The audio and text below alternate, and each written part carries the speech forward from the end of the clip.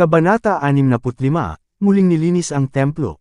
Ang kabanatang ito ay batay sa Mateo Kapitulo 21 versikulo 12 hanggang 16, 23 hanggang 46, Marcos Kapitulo 11 versikulo 15 hanggang 19, 27 hanggang 33, Marcos Kapitulo 12 versikulo 1 hanggang 12, Lucas Kapitulo 19 versikulo 45 hanggang 48, Lucas Kapitulo 20 versikulo 1 hanggang 19.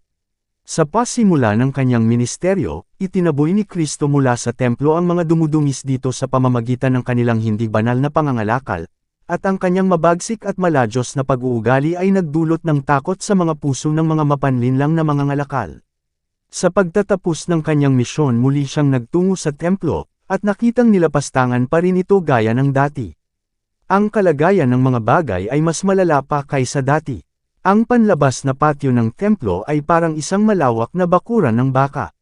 Kasabay ng mga hiyawa ng mga hayop at ng matalim na pag-iingay ng barya ay naghalo ang tunog ng galit na pagtatalo sa pagitan ng mga mangangalakal, at sa gitna nila ay narinig ang mga tinig ng mga lalaking nasa sagradong katungkulan. Ang mga dignitaryo ng templo ay mismong nakikibahagi sa pagbili at pagbebenta at pagpapalitan ng pera. Gayon na lamang sila ganap na nakontrol ng kanilang kasakiman sa pakinabang na sa paningin ng Diyos ay hindi sila mas mabuti kaysa sa mga magnanakaw. Hindi gaanong napagtanto ng mga saserdote at mga pinuno ang kataimtaymin ng gawain na dapat nilang gampanan. Sa bawat Paskwa at pista ng mga tabernikulo, libu-libong hayop ang pinatay, at ang kanilang dugo ay hinuli ng mga pari at ibinuhos sa altar. Ang mga Hudyo ay naging pamilyar sa pag-aalay ng dugo, at halos nakalimutan na nila ang katotohanan na kasalanan ang dahilan kung bakit kailangan ang lahat ng pagbuhos ng dugo ng mga hayop. Hindi nila naunawaan na inilalarawan nito ang dugo ng mahal na anak ng Diyos, na ibubuhos para sa buhay ng sanlibutan, at sa pamamagitan ng pag-aalay ng mga hain ang mga tao ay dapat itutungo sa isang ipinakong manunubos. Tiningnan ni Jesus ang mga inosenteng biktima ng sakripisyo, at nakita kung paano ginawa ng mga Hudyo ang mga dakilang pagpupulong na ito na mga eksena ng pagdanak ng dugo at kalupitan. Sa halip ng mapagpakumbabang pagsisisi sa kasalanan, pinarami nila ang paghahain ng mga hayop, na parabang ang Diyos ay maaaring parangalan ng walang pusong paglilingkod. Pinatigas ng mga pari at pinuno ang kanilang mga puso sa pamamagitan ng pagkamakasarili at katakawan. Ang mismong mga simbolo na tumuturo sa kordero ng Diyos ay ginawa nilang paraan upang makakuha ng pakinabang. Kaya sa mga mata ng mga tao ang kabanalan ng paglilingkod sa paghahain ay nawasak ng husto. Ang galit ni Jesus ay napukaw, alam niya na ang kanyang dugo, na malapit nang ibuhos para sa mga kasalanan ng sanlibutan, ay hindi gaanong pahahalagahan ng mga pari at matatanda gaya ng dugo ng mga hayop na patuloy na umaagos. Laban sa mga gawaing ito ay sinabi ni Kristo sa pamamagitan ng mga propeta. Sinabi ni Samuel, ang Panginoon ba ay may malaking kaluguran sa mga handog na susunugan at mga hain, gaya ng pagsunod sa tinig ng Panginoon. Narito, ang pagsunod ay maigi kaysa hain, at ang makinig kaysa taba ng mga lalaking tupa.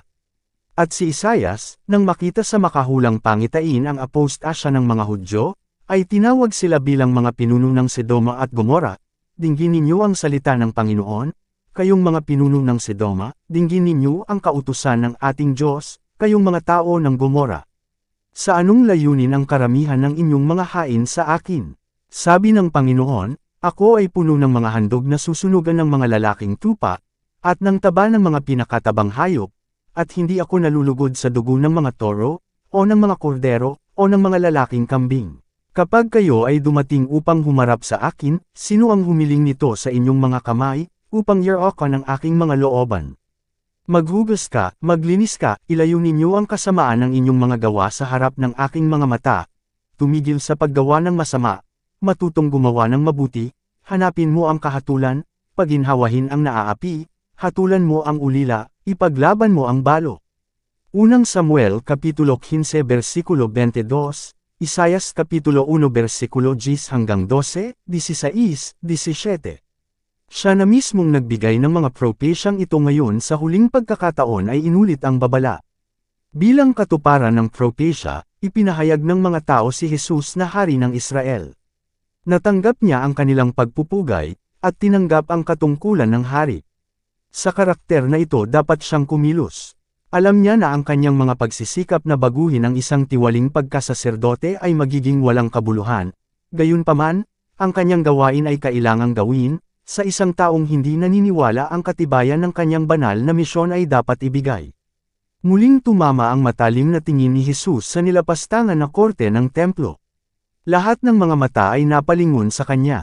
Ang saserdote at pinuno, pariso at hentil, ay tumingin ng may pagkamangha at sindek sa kanya na nakatayo sa harap nila na may kamahalan ng hari ng langit.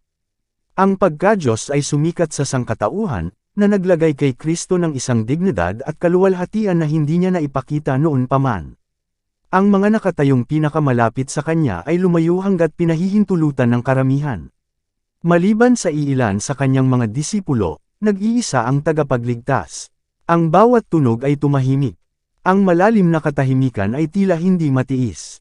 Si Kristo ay nagsalita ng may kapangyarihang umindayog sa mga tao tulad ng isang malakas na unos, na susulat, "Ang aking bahay ay tatawaging bahay dalanginan, ngunit ginawa ninyo itong yungib ng mga magnanakaw."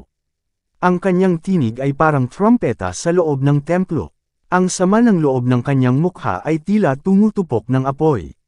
May awtoridad siyang nag-utos, "Kunin mo rito ang mga bagay na ito." Juan Kapitulo 2 versikulo 16. 3 taon bago, ang mga pinuno ng templo ay nahihiya sa kanilang pagtakas sa harap ng utos ni Jesus. Mula noon ay nagtaka sila sa kanilang sariling mga takot, at sa kanilang walang pag-aalinlangan na pagsunod sa isang mapagpakumbabang tao. Nadama nila na imposibleng maulit ang kanilang walang dangal na pagsuko. Gayunpaman sila ngayon ay higit na natakot kaysa dati, at sa lalong pagmamadali upang sundin ang kanyang utos. Walang sino man ang nang-ahas na tanungin ang kanyang awtoridad. Ang mga pari at mga mangangalakal ay tumakas mula sa kanyang harapan, pinalayas ang kanilang mga baka sa harap nila. Sa daan mula sa templo ay sinalubong sila ng isang pulutong na dumating kasama ang kanilang mga may sakit na nagtatanong para sa dakilang manggagamot. Ang ulat na ibinigay ng mga tumakas na mga tao ay naging sanhi ng ilan sa mga ito upang bumalik. Natakot silang makasalubong ang isang napakakapangyarihan, na ang mismong tingin ay nagtulak sa mga saserdote at mga pinuno mula sa kanyang harapan. Ngunit isang malaking bilang ang pumutok sa nagmamadaling pulutong, sabik na maabot siya na tanging pag-asa nila. Nang tumakas ang karamihan mula sa templo, marami ang naiwan. Ang mga ito ay sinamahan na ngayon ng mga bagong dating.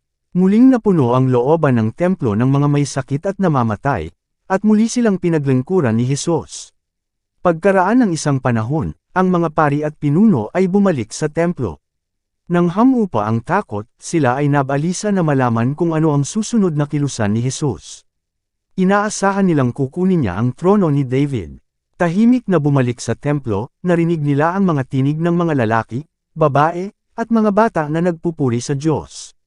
Pagpasok nila, tumindig sila sa harap ng napakagandang eksena. Nakita nila ang mga may sakit na gumaling, ang mga bulag ay nanimbalik sa paningin, at ang mga bingi ay nakatanggap ng kanilang pandinig, at ang mga paylay ay lumulukso sa tuwa. Ang mga bata ay nangunguna sa pagsasaya. Pinagaling ni Jesus ang kanilang mga karamdaman, niyapos niya sila sa kanyang mga bisig, tinanggap ang kanilang mga halik ng nagpapasalamat na pagmamahal, at ang ilan sa kanila ay nakatulog sa kanyang dibdib habang tinuturuan niya ang mga tao. Ngayon na may masasayang tinig ang mga bata ay umalangaw-ngaw sa kanyang papuri. Inulit nila ang mga hosana noong nakaraang araw, at matagumpay na ikanaway ang mga sanga ng palma sa harap ng tagapagligtas. Ang templo ay umalangaw-ngaw at muling umalangaw-ngaw sa kanilang mga pagbubunyi, pagpalain siya na pumaparito sa pangalan ng Panginoon. Narito, ang iyong hari ay naparirito sa iyo, siya ay makatarungan, at may kaligtasan. Awit Kapitulo 118 versikulo 26, Zacarias Kapitulo 9 versikulo 9. Hosana sa anak ni David. Ang tunog ng masaya at walang pigil na mga tinig na ito ay isang pagkakasala sa mga pinuno ng templo. Sinimulan nilang itigil ang gayong mga demonstrasyon. Kinakatawan nila sa mga tao na ang bahay ng Diyos ay nilapastangan ng mga paa ng mga bata at ang mga hiyawan ng pagsasaya. Nang matuklasan na ang kanilang mga salita ay walang impresyon sa mga tao, ang mga pinuno ay umapela kay Kristo, "Naririnig mo ba ang sinasabi ng mga ito?"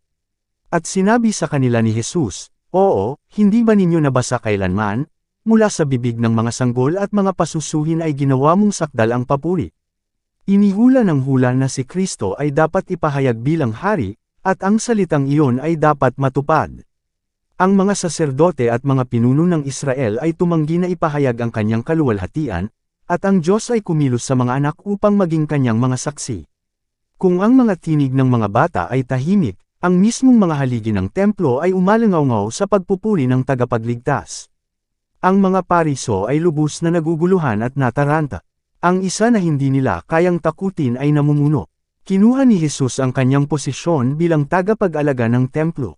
Kailanman ay hindi pa siya nagkaroon ng gayong makaharing awtoridad. Kailanman ay hindi nagkaroon ng gayong dakilang kapangyarihan ang kanyang mga salita at gawa. Nakagawa siya ng mga kahangahangang gawa sa buong Jerusalem, ngunit hindi kailanman bago sa paraang solemna at kahanga-hanga. Sa harapan ng mga tao na nakasaksi ng kanyang kamangha-manghang mga gawa, ang mga saserdote at mga pinuno ay hindi nang ahas na magpakita sa kanya ng hayagang puot. Bagamat nagalit at nalito sa kanyang sagot, wala na silang nagawa pa sa araw na iyon.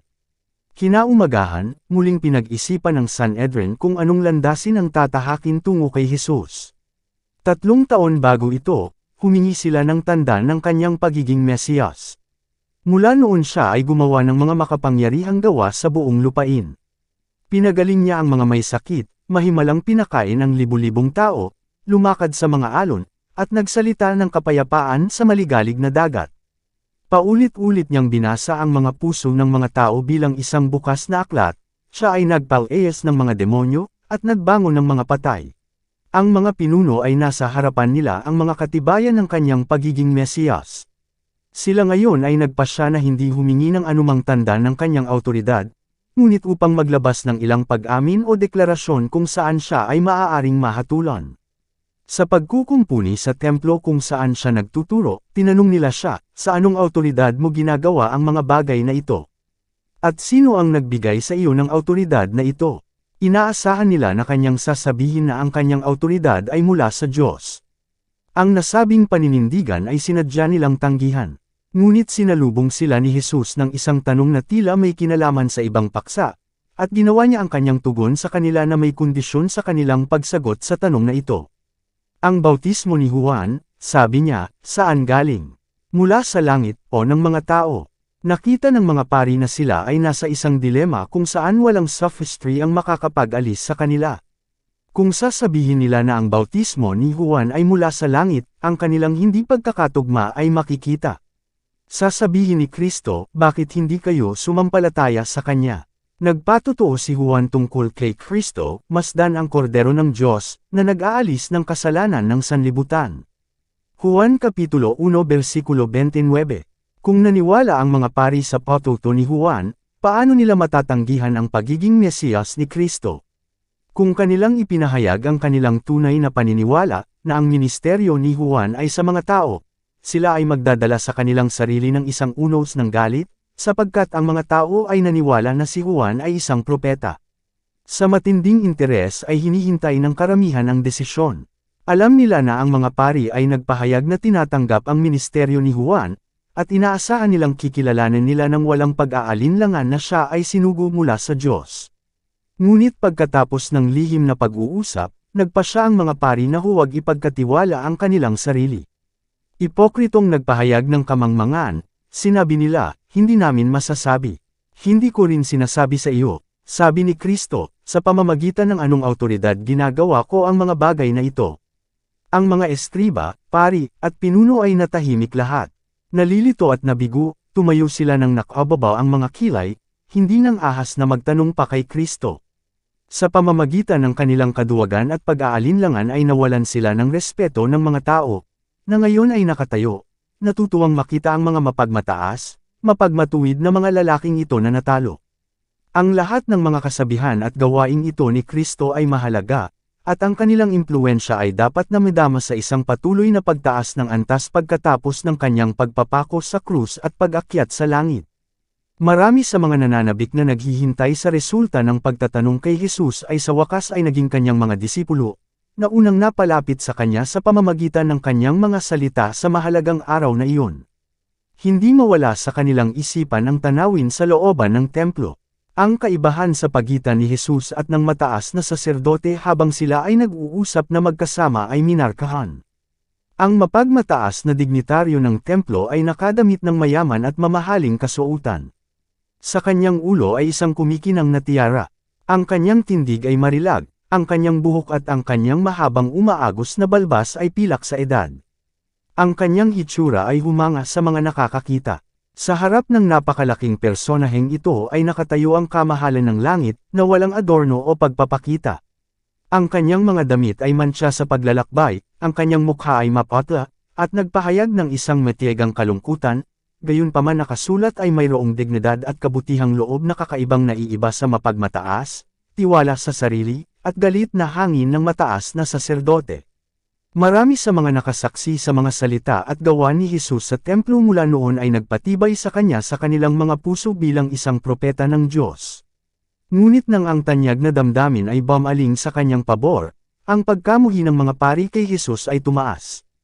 Ang karunungan kung saan siya nakatakas sa mga patibong na inilagay para sa kanyang mga paa, bilang isang bagong katibayan ng kanyang pagka-Diyos, ay nagdagdag ng gatong sa kanilang galit. Sa kanyang pakikipagtunggali sa mga rabay, hindi layunin ni Kristo na ipahiya ang kanyang mga kalaban. Hindi siya natutuwa na makita sila sa isang mahirap na lugar. May mahalagang aral siyang ituturo. Pinahiya niya ang kanyang mga kaaway sa pamamagitan ng pagpapahintulot sa kanila na mabaigo sa lambat na kanilang ikinalat para sa kanya. Ang kanilang kinikilalang kamangmangan hinggil sa katangian ng bautismo ni Juan ay nagbigay sa kanya ng pagkakataong magsalita, at pinagbuti niya ang pagkakataon sa pamamagitan ng pagharap sa kanila ng kanilang tunay na posisyon, na nagdagdag ng isa pang babala sa marami ng naibigay na. Ano sa tingin mo? Sabi niya, isang lalaki ay may 2 anak na lalaki, at siya'y lumapit sa una, at nagsabi, "Anak, humayo ka ngayon sa aking ubasan." Sumagot siya at sinabi, "Hindi ko gagawin," ngunit pagkatapos ay nagsisi siya, at yumaon. At siya'y lumapit sa pangalawa, at gayon din ang sinabi. At siya'y sumagot at nagsabi, "Ako'y paroroon, Ginoo, at hindi pamaron." Sino sa kanilang dalawa ang gumawa ng kalooban ng kanyang ama? Ang biglaang tanong na ito ay nagpatalsak sa kanyang mga tagapakinig. Maingat nilang sinundan ang talinghaga, at ngayon ay sumagot kaagad, ang una. Itinuon ang kanyang mata sa kanila, tumugon si Jesus sa mahigpit at time na mga tono. "Katotohanang sinasabi ko sa inyo, na ang mga maniningil ng buwis at ang mga patutot ay mauuna sa inyo sa kaharian ng Diyos. Sapagkat si Juan ay naparito sa inyo sa daan ng katwiran, at hindi ninyo siya pinaniwalaan, datapwat ang mga maniningil ng buwis at ang mga patutot ay naniwala sa kanya, at kayo, nang inyong makita ito, ay hindi kayo nagsisi pagkatapos, upang kayo'y magsisampalataya sa kanya." Ang mga saserdote at mga pinuno ay hindi makapagbigay ng tamang sagot sa tanong ni Kristo, at sa gayon ay nakuha niya ang kanilang opinyon pabor sa unang anak. Ang anak na ito ay kumakatawan sa mga maniningil, yaong mga hinahamak at kinasusuklaman ng mga pariso. Ang mga public ay naging lubhang immoral. Talagang sila ay naging mga lumalabag sa batas ng Diyos, na nagpapakita sa kanilang buhay ng isang ganap na pagtutol sa kanyang mga kinakailangan. Sila ay naging hindi nagpapasalamat at hindi banal, nang sabihing pumunta at magtrabaho sa ubasan ng Panginoon, sila ay nagbigay ng mapanghamak na pagtanggi. Ngunit nang dumating si Juan, na nangangaral ng pagsisisi at pagbibinyag, tinanggap ng mga maniningil ang kanyang mensahe at nabautismuhan. Ang pangalawang anak na lalaki ay kumakatawan sa mga nangungunang lalaki ng bansang Hudyo. Ang ilan sa mga Fariseo ay nagsisi at tinanggap ang bautismo ni Juan, ngunit hindi kinikilala ng mga pinuno na siya ay nagmula sa Diyos. Ang kanyang mga babala at pagtuligsa ay hindi humantong sa kanila sa reformasyon. Sila ay tinanggihan ang payo ng Diyos laban sa kanilang sarili, na hindi nabautismuhan niya. Lucas Kapitulo 7 versikulo 30. Tinatrato nila ang kanyang mensahe ng may paghamak. Tulad ng pangalawang anak, na, kapag tinawag, ay nagsabi, "Pupunta ako, Ginoo," ngunit hindi pumunta. Ang mga pari at pinuno ay nagpahayag ng pagsunod, ngunit kumilos ng pagsuway. Gumawa sila ng mga dakilang propesyon ng kabanalan, inaangkin nilang sumusunod sila sa batas ng Diyos, ngunit ginawa lamang nila ang isang huwad na pagsunod. Ang mga maniningil ng buwis ay tinuligsa at isinumpa ng mga pariso bilang mga infidels. Ngunit ipinakita nila sa pamamagitan ng kanilang pananampalataya at mga gawa na sila ay pupunta sa kaharian ng langit sa harap ng mga taong mapagmatuwid sa sarili na nabigyan ng dakilang liwanag, ngunit ang kanilang mga gawa ay hindi tumutugma sa kanilang pag-amin ng kabanalan. Ang mga saserdote at mga pinuno ay ayaw dalhin ang mga katotohanang ito na nagsaliksik, nanatili silang tahimik, gayunpaman, umaasang may sasabihin si Jesus na maaari nilang talikuran siya, ngunit mayroon pa silang higit na pasanin.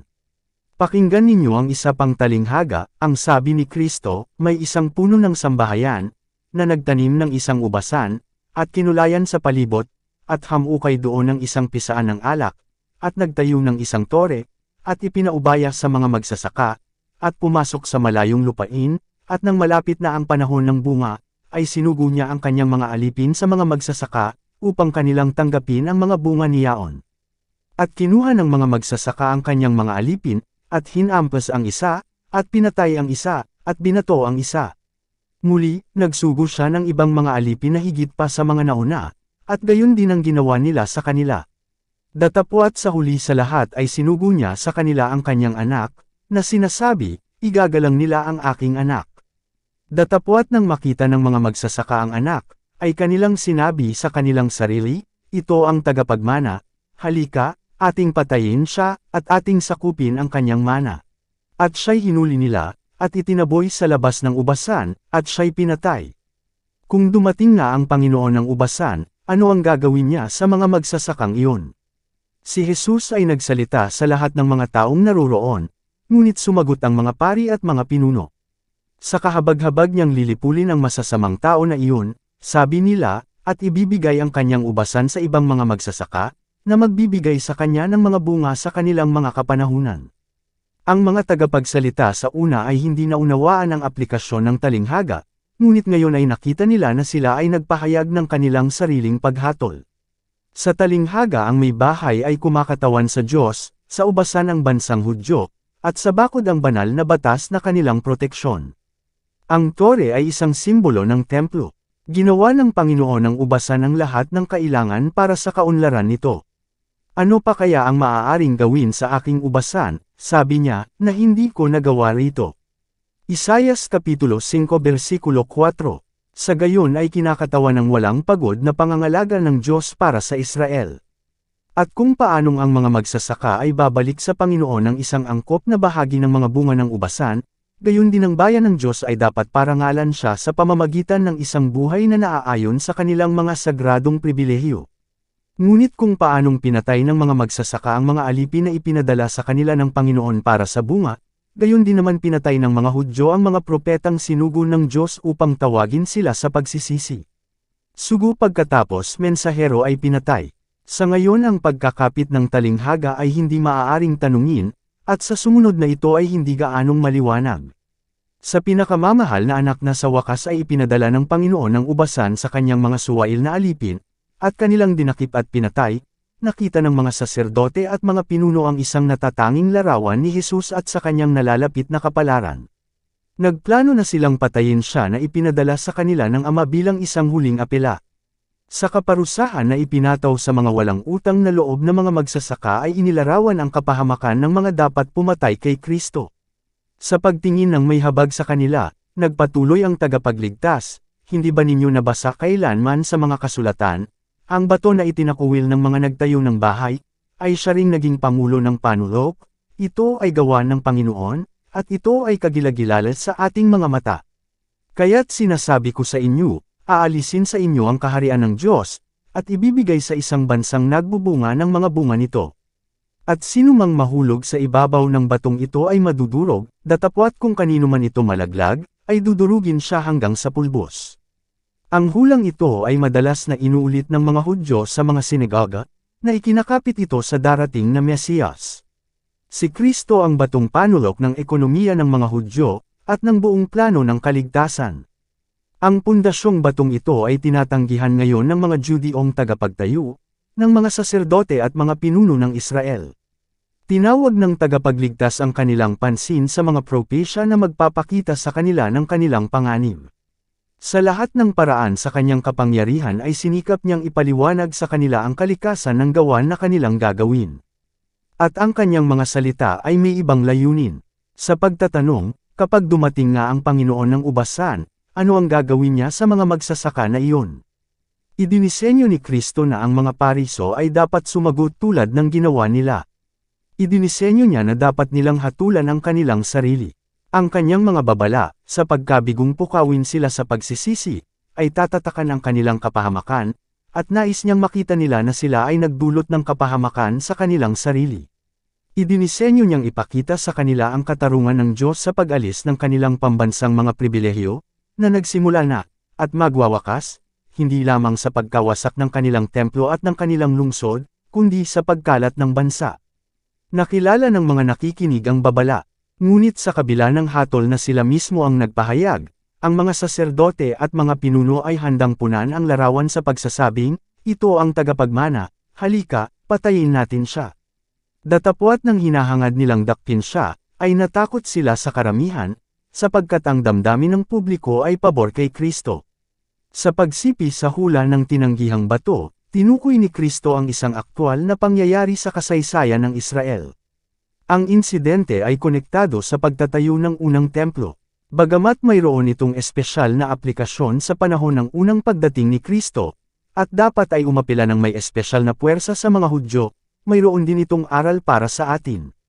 Nang itayo ang templo ni Solomon, ang mga malalaking bato para sa mga pader at ang pundasyon ay ganap na inihanda sa quarry, matapos silang dalhin sa lugar ng pagtatayo, walang instrumento ang gagamitin sa kanila, ang mga manggagawa ay dapat lamang ilagay sila sa posisyon. Para gamitin sa pundasyon, isang bato na may kakaibang laki at kakaibang hugis ang dinala, ngunit ang mga manggagawa ay hindi nakasumpong ng dako para doon, at hindi tinanggap. Ito ay isang inis sa kanila habang ito ay hindi ginagamit sa kanilang paraan. Matagal itong nanatiling batong tinanggihan. Ngunit nang ang mga tagapagtayo ay dumating sa paglalagay ng sulok, sila ay naghanap ng mahabang panahon upang makahanap ng isang bato na may sapat na sukat at lakas, at may tamang hugis, upang kunin ang partikular na lugar na iyon, at pasanin ang malaking bigat na mananatili dito. Kung gumawa sila ng hindi matalinong pagpili para sa mahalagang lugar na ito, ang kaligtasan ng buong gusali ay malalagay sa panganib.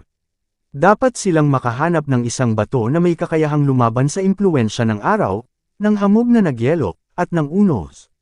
Maraming mga bato ang napili sa iba't ibang panahon, ngunit sa ilalim ng presyon ng napakalaking bigat ay nadurog ang mga ito. Ang iba ay hindi makayanan ang pagsubok ng mga biglaang pagbabago sa atmosfera. Ngunit sa wakas ay tinawag ang pansin sa bato na matagal nang tinanggihan. Ito ay nalantad sa hangin, sa araw at bagyo, nang hindi nagsiwalat ng kahit katiting na bitek. Sinuri ng mga tagapagtayo ang batong ito. Tiniis nito ang bawat pagsubok maliban sa isa. Kung kaya nitong tiisin ang pagsubok ng matinding pressure, nagpasya silang tanggapin ito para sa panulokang bato.